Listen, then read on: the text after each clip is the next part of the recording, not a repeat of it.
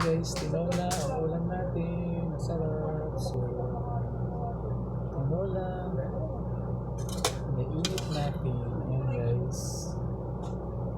Meron siyang papaya. May malunggay ba ito? Malunggay. So, ayan yung lunch natin guys. Sabaw. Tuyo lang. Walang halo. Ayan. So, yung piraso. Ayan siya. Tinola. Papaya. Ayan.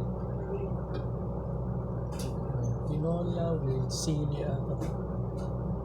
Mga sili.